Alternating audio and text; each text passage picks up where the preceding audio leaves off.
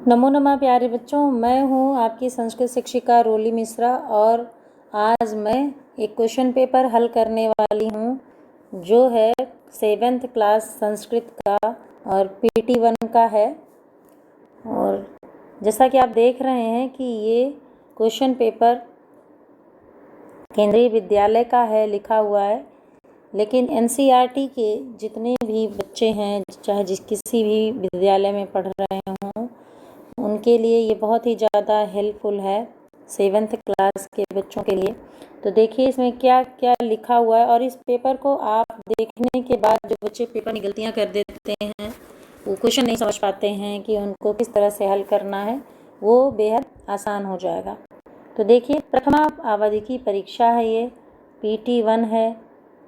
इसी को हिंदी में प्रथमा अवधि की परीक्षा या फिर इसको शॉर्ट में PT1 या पीरियोडिक टेस्ट कहते हैं। कक्षा लिखा हुआ है सप्तमी, कक्षा 7 के लिए है। विषय है संस्कृतम, पूर्णांक 40 नंबर का है। और नाम, इसमें आपको नाम भरना है, अनुक्रमांक भरना है अर्थात रोल नंबर भरना है, वर्ग अर्थात सेक्शन AB जो भी आपका सेक्शन है, दिनांक भरना होता है, डेट डालनी होती है और समय लिखा हुआ है 90 निमेषः। इसको संस्कृत में नवति ही कहते हैं, नवति निमेषः। निमेषः का मतलब है मिनट, तो 90 मिनट अर्थात 1.5 घंटे का आपका ये पेपर है। ये निरीक्षकस्य हस्ताक्षरम और परीक्षकस्य हस्ताक्षरम का मतलब है कि ये टीचर्स के लिए है जो आपका निरीक्षण करेंगे और जो कॉपी चेक करेंगे उनके लिए, साइन करने के लिए। इसमें आपको कुछ नहीं भरना है। अब देखिए निर्देश दिया गया है कि अस्मिन् प्रश्नपत्रे 4 खंडाः सन्ति। निर्देश का मतलब होता है कि आपको पेपर में क्या करना है। तो लिखा हुआ है कि इस प्रश्न पत्र में 4 खंड हैं और समस्ताः प्रश्नाः अनिवार्याः सन्ति। समस्त प्रश्न जो हैं, सभी प्रश्न क्या हैं, अनिवार्य हैं, आवश्यक हैं, आपको करना ही है। तो चलिए हम अब खंड का में देखते हैं। सबसे पहले 4 खंड हैं, तो सबसे पहले क्या आता है, खंड का है अपठित अवबोधनम। अपठित अवबोधनम, जो आपने पढ़ा नहीं हुआ है पहले से, लेकिन आपसे ये उम्मीद की जाती है कि आप इस लायक हो गए हैं कि आप पैराग्राफ पढ़ करके उसका क्वेश्चन का आंसर दे सकें। तो यही होता है आपका नॉलेज चेक करने के लिए।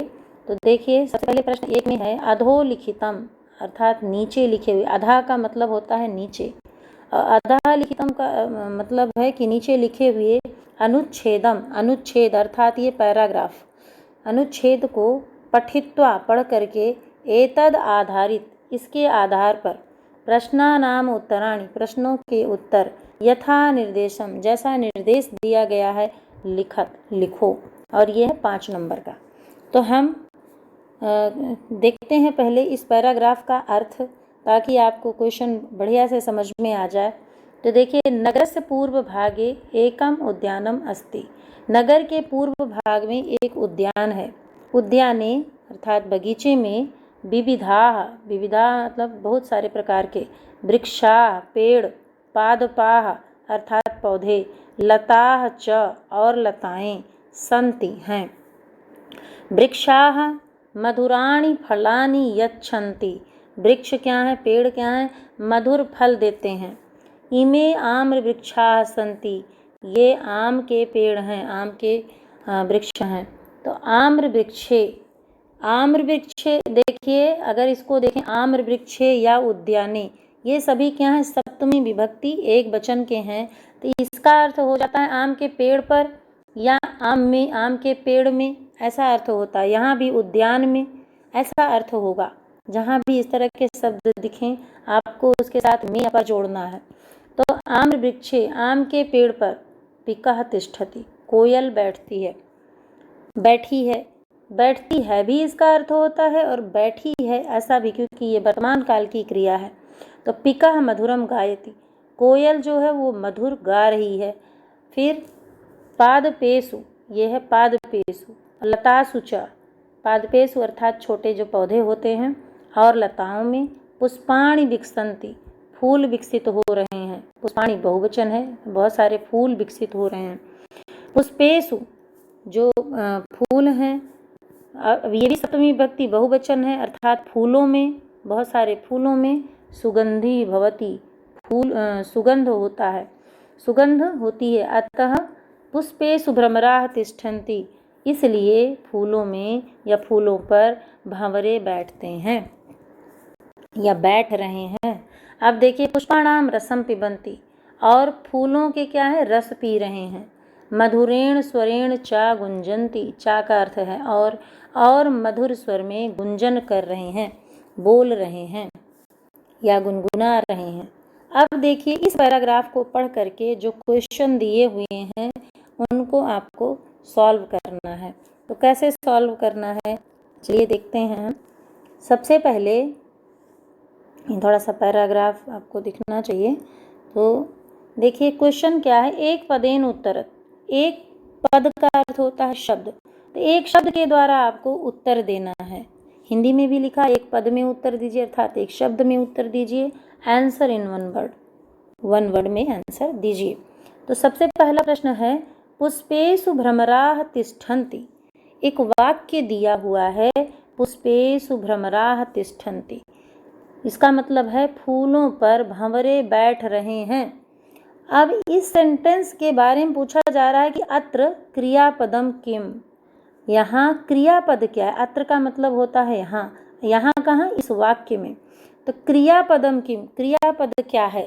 प्यारे बच्चों क्वेश्चंस आपको बहुत ध्यान से समझने हैं। इसी तरह के पैराग्राफ कोई भी हो, क्वेश्चंस यही आते हैं लगभग, तो आपको क्वेश्चन समझना है, फिर आप अपने आप से आंसर दे पाएंगे। तो कहा जा रहा है अत्र क्रियापदम किम, यहाँ क्रियापद क्या है। क्रियापद का मतलब है जिसमें उठना बैठना, जिस शब्द में कोई क्रिया का होना पाया जाए वो होता है क्रियापद या क्रिया वाला शब्द। तो जो तिष्ठन्ति है, ये तिष्ठन्ति शब्द क्या है, क्रियापद है। इसका मतलब है बैठ रहे हैं या बैठे हैं, तो इसका मतलब है इस शब्द में क्रिया पाई जा रही है। तो क्रिया का शब्द क्या है, तिष्ठन्ति, और यहाँ पर क्या पूछा गया था आपसे, क्रियापद। तो आगे चलते हैं, मुझे लगता है आप समझ गए होंगे। आगे देखिए प्रश्न 2, नगरस्य पूर्व भागे किम अस्ति, नगर के पूर्व भाग में क्या है। तो सबसे पहले ऊपर ही आपने पढ़ा था कि नगरस्य पूर्व भागे एकम उद्यानम अस्ति, उद्यानम अस्ति, उद्यान है, अस्ति का अर्थ होता है, उद्यान है। तो यहाँ पे नगर के पूर्व भाग में क्या है पूछा जा रहा है, तो आप आंसर देंगे उद्यानम।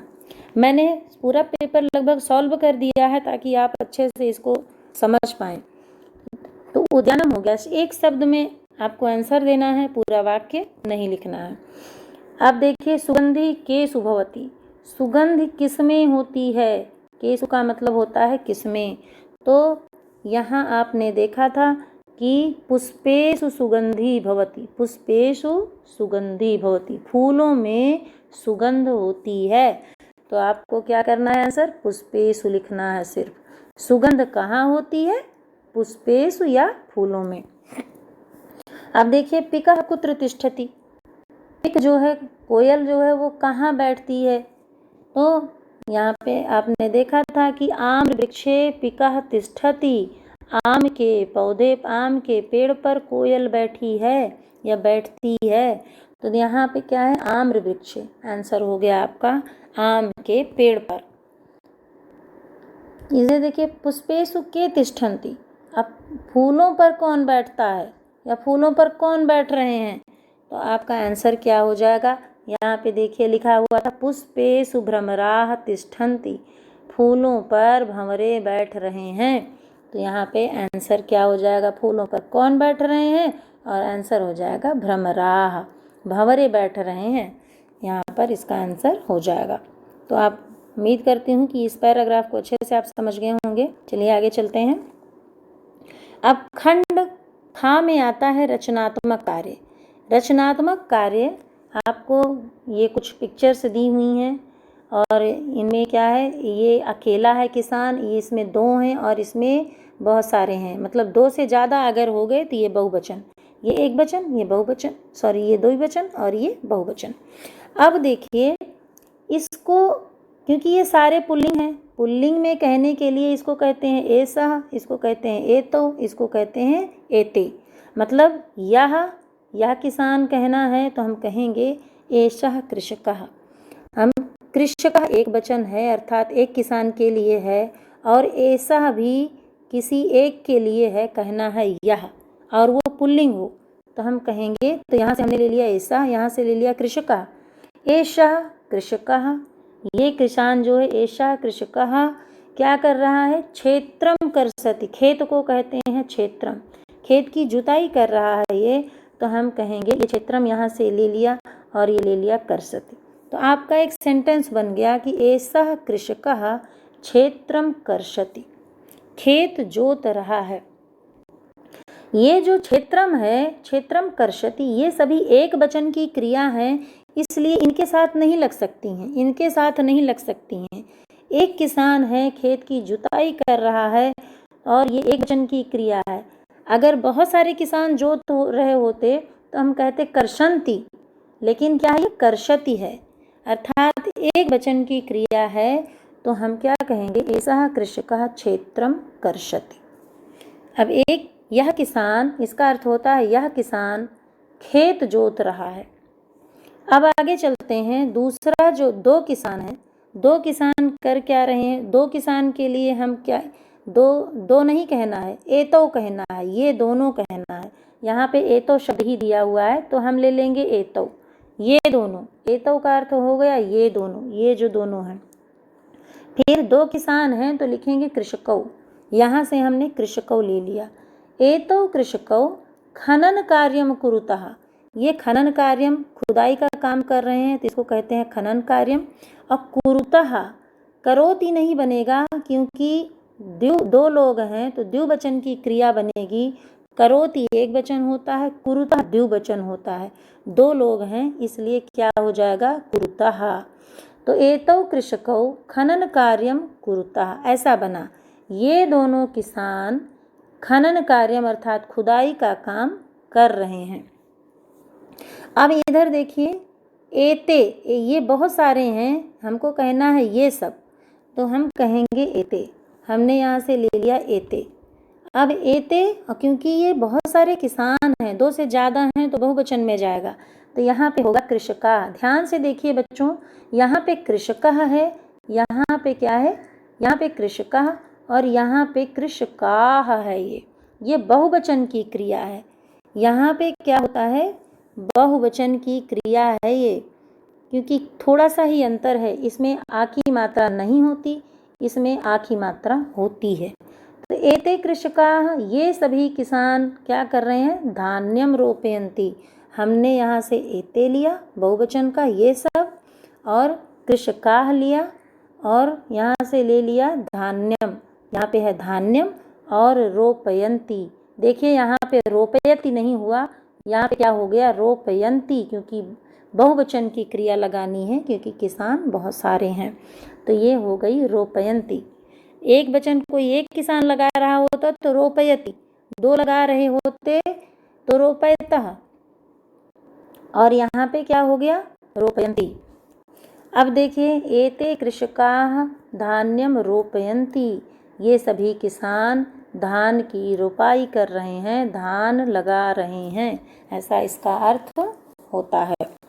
तो सेंटेंस को मैंने ज़्यादा एक्सप्लेन किया ताकि आप बहुत अच्छे से समझ जाएं। अब आगे चलते हैं खंडगा की तरफ, और खंडगा है पठित अवबोधनम। उससे पहले ऊपर था अपठित अवबोधनम, अर्थात आपने जो नहीं पढ़ा है, और यहाँ पर क्या है, पठित अवबोधनम, जो आपने पढ़ करके समझा है, जाना है, उसके बारे में।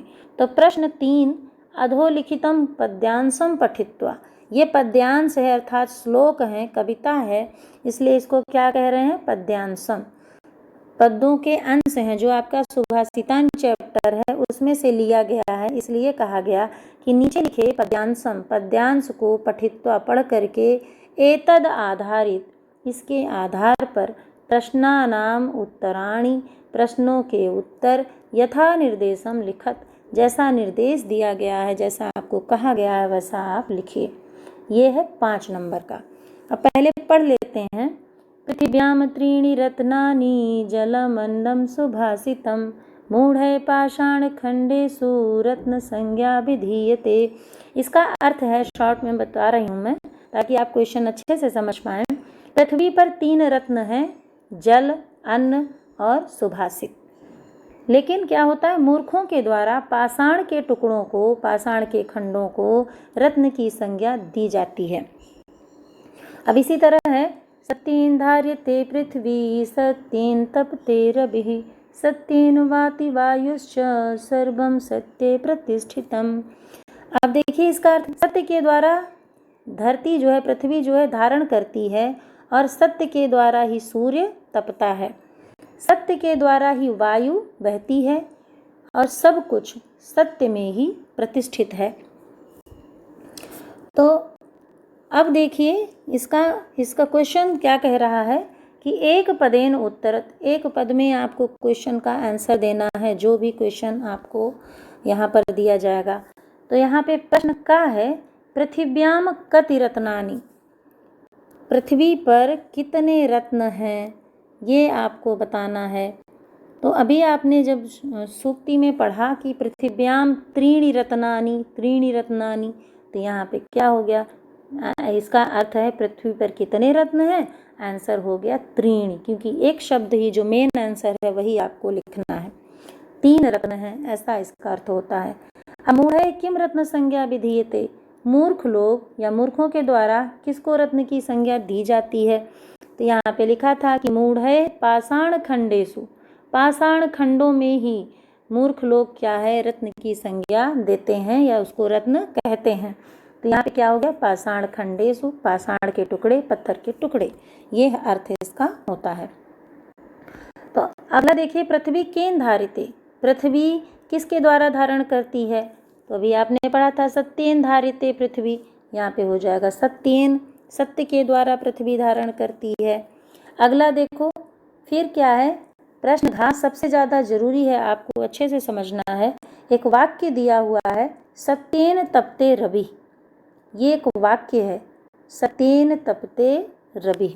अब कहा जा रहा है अस्मिन वाक्य, इस वाक्य में, अभी यहाँ पे देखिए यहाँ भी वाक्य आ गया, जैसे उद्याने था वाक्य, मतलब वाक्य में, यहाँ अर्थ हो गया अस्मिन वाक्ये कर्तिपदम किम, कर्तिपद क्या है, इस वाक्य में कर्तिपद क्या है।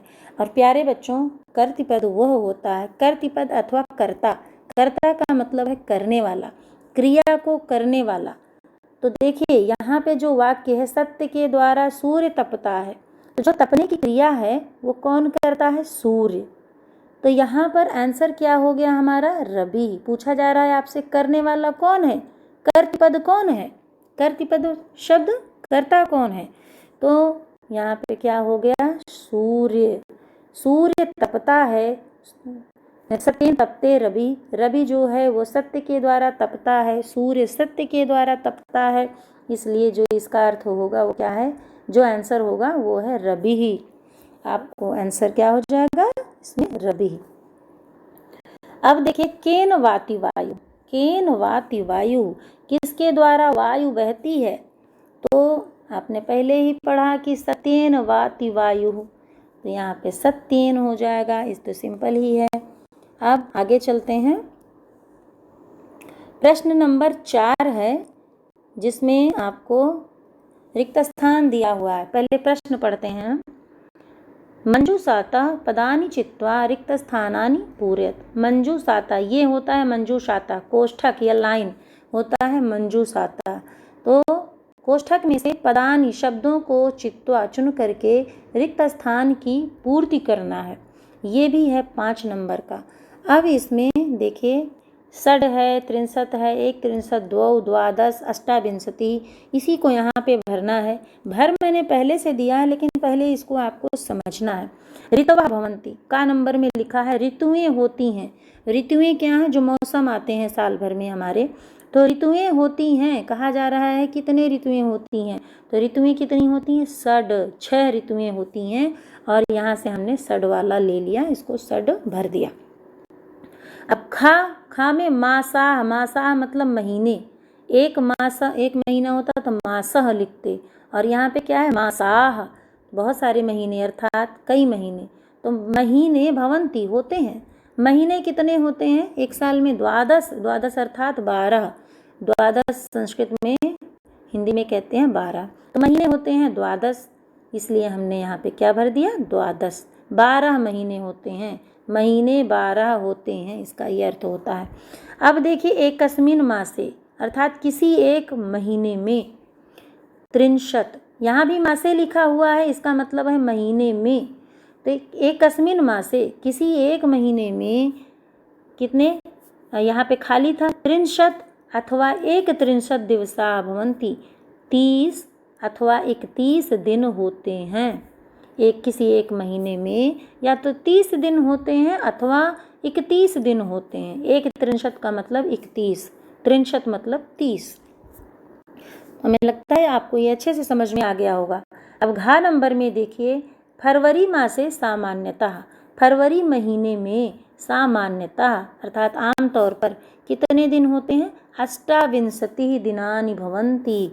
अष्टाविंशति अर्थात 28, 20 मतलब विंशति मतलब 20 और अष्ट मतलब 8, तो 28, 20 8 28, तो 28 दिनानि भवन्ति, दिन होते हैं, क्योंकि बहुवचन बनाना है इसलिए दिनानि लिखा गया। तो फरवरी महीने में सामान्यतः 28 दिन होते हैं। अब अंगा नंबर में देखिए, मम शरीरे, मेरे शरीर में, यहाँ भी देखिए माँ से मतलब महीने में, शरीरे मतलब शरीर में। तो मेरे शरीर में यहाँ पे लिखा गया द्वौ हस्तौ स्तः, 2 हाथ हैं। पहले 2 नहीं लिखा गया था, तो मेरे शरीर में हाथ हैं। अब यहाँ से हमने 2 ले लिया, 2 भर दिया, 2 हस्तौ स्तः, मेरे शरीर में 2 हाथ हैं। यहीं से सारा हमने लिया था। यहाँ पे 63 और 31, अष्टाविंशति, ये अष्टाविंशति भर दिया, ये 2 भर दिया। अब चलते हैं आगे अगले क्वेश्चन की तरफ। क्वेश्चन नंबर आ गया आपका 5, और 5 में आपको संख्याएं लिखनी है, नंबर लिखना चित्र को देख के। तो पहले क्वेश्चन समझते हैं। चित्राणि गणयित्वा, गणना करना मतलब गिनना होता है, और गणयित्वा गिन करके, चित्रों को गिन करके, तदये उनकी संख्यावाचक शब्दम लिखत, उनके संख्यावाचक शब्दों को लिखो, अर्थात संख्याएं लिखो।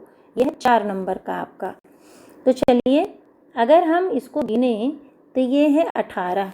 अब 18 को संस्कृत में क्या कहते हैं, यहाँ पे लिखा नहीं है, मैं लिख देती हूँ, अष्टादश। ये अष्टादश, इस तरह से अष्टादश हो जाएगा।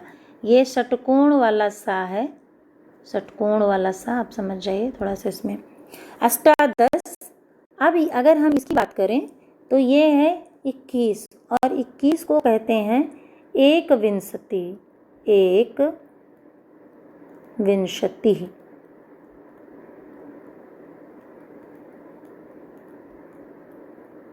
यहाँ पे 2 बिंदी भी रहेगी, एक विंशति, ऐसा बनेगा। अब ये अगर हम इसको गिने तो ये है पंचदश, 15। ये 21 था, ये 18 था, और ये कितना है? पंचदश अर्थात 15, पंचदश।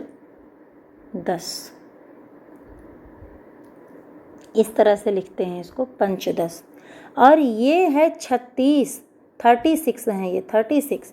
तो 36 को संस्कृत में 30 को कहते हैं त्रिंशत, और 6 को कहते हैं सट, सट त्रिंशत होगा इसका, सट, ये ऐसे बनेगा, सट त्रिंशत, ये त्र और श धर, षट त्रिंशत हो जाएगा ये।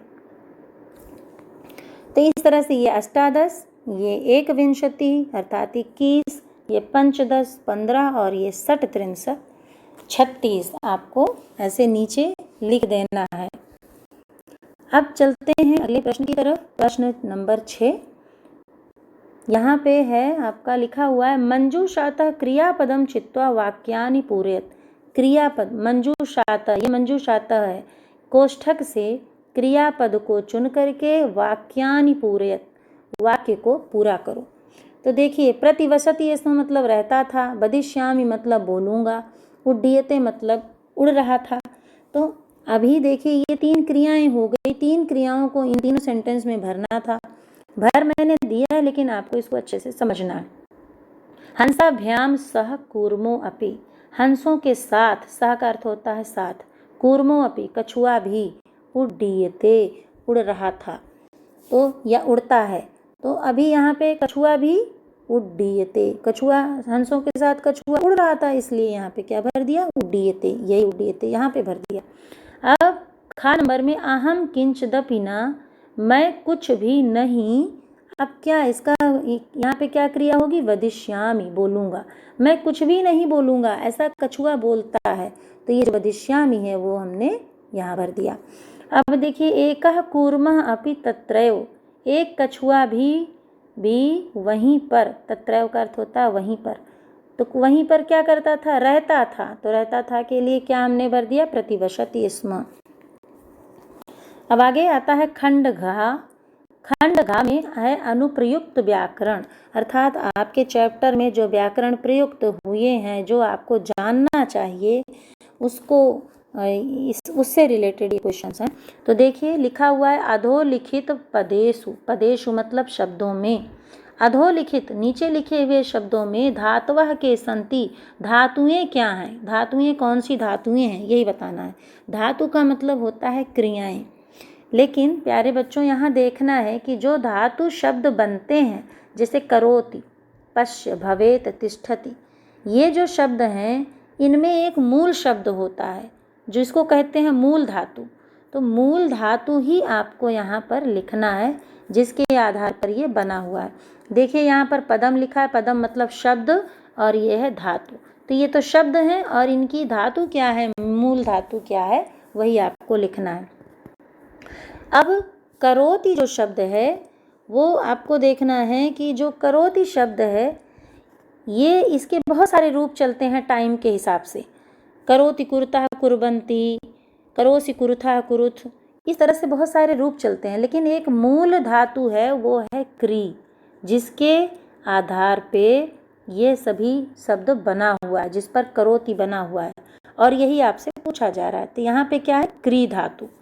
अब देखिए पश्य शब्द में कौन सी मूल धातु होती है, दृश्य धातु, दृश्य, ये दृश्य धातु। इसी तरह से यहाँ पर भवेत जो शब्द है इसमें क्या होगी, मूल धातु भू धातु होगी, इसमें होगी भू धातु। और तिष्ठति जो शब्द है इसमें कौन सी मूल धातु होगी, स्था, स्था धातु होगी। स्थास्यत, स्थास्यतः ऐसा भी रूप बनता है, और तिष्ठति तिष्ठतः इस तरह से भी रूप बनता है इसका। तो आइए चलते हैं अगले प्रश्न की तरफ, जो है प्रश्न 8। लिखा हुआ है कि रेखांकित पदानि अधिकृत्य प्रश्न निर्माणम कुरुत। रेखांकित पदों को, अर्थात ये जो रेखांकित शब्द हैं जिसके नीचे रेखा खिंची हुई है, इनको आधार मानकर प्रश्न का निर्माण करना है। तो देखिए लिखा हुआ है सत्येन वाति वायु, सत्य के द्वारा वायु बहती है, एक वाक्य दिया हुआ है और इसको अंडरलाइन किया हुआ है, और इसी के आधार पे आपको क्वेश्चन बनाना है। तो अगर हम क्वेश्चन बनाएं तो यही होगा ना कि किसके द्वारा वायु बहती है, वाक्य है सत्य के द्वारा वायु बहती है, क्वेश्चन बनेगा किसके द्वारा वायु बहती है। तो किसके द्वारा कहने के लिए हम क्या लिखते हैं, केन। तृतीया विभक्ति जो होती है उसका चिन्ह होता है के द्वारा। तो इसीलिए जो किम शब्द रूप है, किम शब्द रूप आपका क्या है, प्रश्नवाचक है। किम मतलब होता है क्या, किम जो शब्द है ये है प्रश्नवाचक और इसका अर्थ होता है क्या, और इसी के बहुत सारे रूप बनते हैं, और इसी का तृतीया विभक्ति का रूप है केन। इसका अर्थ होता है किसके द्वारा। तो किसके द्वारा वायु बहती है, इसका यही अर्थ होगा, यही क्वेश्चन बनेगा। और प्यारे बच्चों एक बात और ध्यान रखना है कि आपको पूरा सेंटेंस इसमें लिखना है और क्वेश्चन मार्क लगाना है, तब जाके आपका प्रश्न पूरा कंप्लीट होता है, क्योंकि आपको प्रश्न बनाने के लिए कहा जा रहा है। यहाँ पर एक शब्द नहीं लिखना, आपको यहाँ पर पूरा प्रश्न बना करके लिखना है। तो देखिए यहाँ अगला देखिए, शतभी एव सहासीता, सज्जनों के साथ रहना चाहिए। जो शतभी शब्द है ये तृतीया विभक्ति बहुवचन का है, इसका द्वारा है, इसका अर्थ होता है सज्जनों के साथ ही रहना चाहिए। तो यहाँ पे क्वेश्चन बनेगा कि कैह एव सहासीतः, किसके साथ रहना चाहिए, यहाँ क्वेश्चन मार्क होना चाहिए था। कैह एव सहासीतः, किसके साथ ही रहना चाहिए, किसके साथ संगति करना चाहिए। अब देखिए, गा में वसुंधरा बहुरत्ना भवती, वसुंधरा बहुत सारे रत्नों वाली है, हमारी जो धरती है ये बहुत सारे रत्नों वाली है। अब इसी को अंडरलाइन किया हुआ है, तो ये शब्द क्या है, स्त्रीलिंग शब्द है। तो इसमें किम शब्द रूप का रूप चलता है का, के, का। एक वचन है तो का चलेगा, और द्विवचन है तो के होगा, बहुत सारे हैं तो का होता है। तो क्योंकि धरती एक वचन की है तो यहाँ पे क्या हो जाएगा, का। तो हो गया का बहुरत्ना भवती, कौन बहुत सारे रत्नों वाली होती है, कौन बहुत सारे रत्नों वाली है। और क्वेश्चन बन गया आपका का बहुरत्ना भवती। इसी तरह घा, विद्याया संग्रहेषु त्यक्त लज्जा सुखी भवेत्, विद्या के संग्रह करने में लज्जा का त्याग करने वाला सुखी होता है। अर्थात आपको कुछ सीखना है, कोई विद्या ग्रहण करनी है तो लज्जा नहीं करनी चाहिए, वही वाक्य बना हुआ है। अब इसके आधार पर आपको क्वेश्चन बनाना है कि किसके संग्रह करने में लज्जा का त्याग करने वाला सुखी होता है।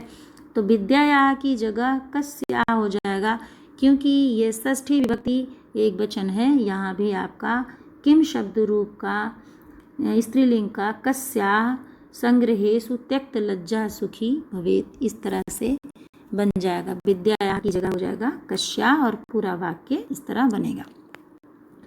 अगला देखिए, अंगा सद्भी मैत्रीम कुर्वीत, सज्जनों के साथ मित्रता करनी चाहिए। अब यहाँ पे मैत्रीम को अंडरलाइन किया हुआ है, तो मैत्रीम की जगह हो जाएगा किम, सज्जनों के साथ क्या करना चाहिए, इसका अर्थ होता है। यहाँ था सज्जनों के साथ मित्रता करनी चाहिए, और यहाँ है कि सज्जनों के साथ क्या करना चाहिए। अब इस तरह से प्यारे बच्चों, ये पूरा क्वेश्चन पेपर आपका सॉल्व हो चुका है, और ये पूरा क्वेश्चन पेपर मुझे लगता है कि आपने अच्छे से समझ लिया होगा, तो आपको आगे पेपर में बहुत आसानी होगी। अब मैं इसको यहीं पे ख़त्म करती हूँ। धन्यवाद।